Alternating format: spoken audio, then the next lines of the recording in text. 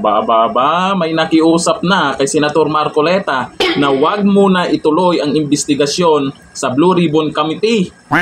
Bakit nga ba? May kinabahan na ba?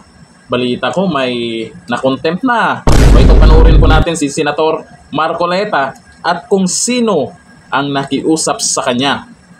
Senador ba? O ito. Sabi niya, sana i-reset yung September 1. Bakit na? Yun talaga naman, oo. Nagkataong kanya na magsisimula yung pagdinig ng DBCC. Yung budget opo, na ito. Opo, oo. O, sabi ko naman sa sarili ko, di pumunta ka doon sa DBCC. Oo nga naman. Malaya ka naman pumili kung saan ka pupunta. Di ba? Lunes na pala naka-schedule ito. Saan yung second hearing nyo? Oh. Hindi nga, nung una nga, nagsalita na nga rin yun. Opo. Dapat sana kanya hindi sila nag-hearing muna yung araw na yun eh. Dapat pinauna nila ako isang araw na lang sana. Pinauna mo na yung kanyang privilege page. Parang yung kariton kanya, siyang humila kanya sa kalabaw. Oh.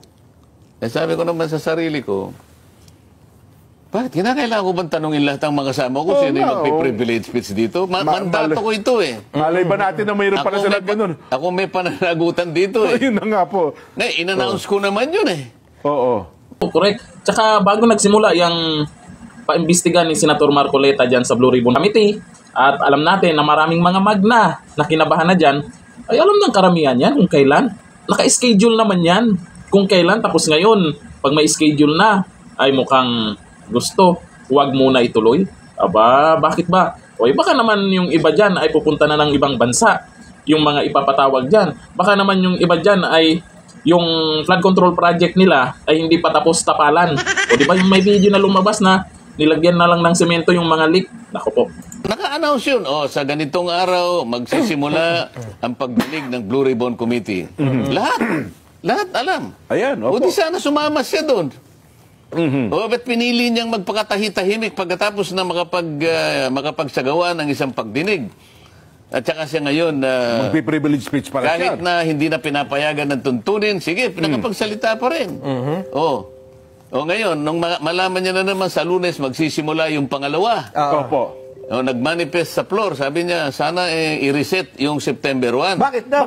Yun talaga naman, oo. Nagkataong kanya na magsisimula yung pagdinig ng DBCC. Yung budget na ito. Opo, oo.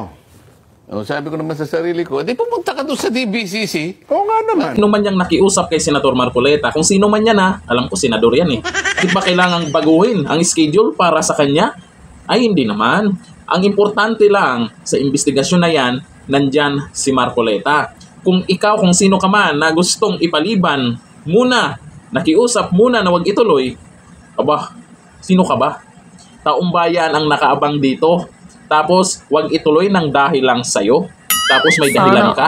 Kung yung may kasabayan man, na ibang hearing man yan, o kung ano man yung naging kasabayan sa schedule, di pumunta ka dun. Depende na sa'yo yan kung saan ka mag-attend.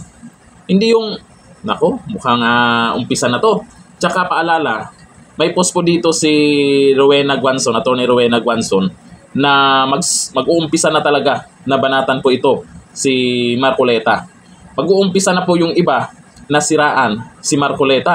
Ito, ang sabi ni Atty. Rowena Guanzon nagbabala si dating COA at COMELEC Commissioner Atty. Rowena Guanzon na posibleng may mga concerted effort na siraan si Senator Rodante Marcoleta dahil sa ginagampanan nitong investigasyon sa multi-billion peso flood control racket. Ay, asahan natin, ito ang sabi niya, asahan natin na sunod-sunod ang magiging black propaganda kay Senator Rodante Marcoleta sa mga susunod na panahon para ma-discredit ang ginagawa nito sa Senate Blue Ribbon Committee hearing tungkol sa flood control. Ay alam po natin na marami-rami ang nakinabang dyan sa flood Ghost Project.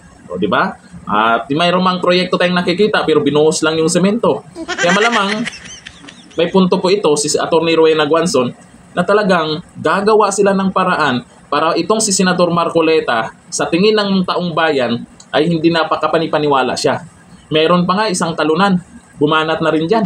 Talunan bilang senador. Bumanat na rin kay Senator Marcoleta. Yun talaga ang gagawin nila. Kasi habang tumatagal, nabubuking na. Sa mga oras na to, may na-contempt na. Sino-sino ba sila? Hanggang dito na lang. Thank you. Bye-bye.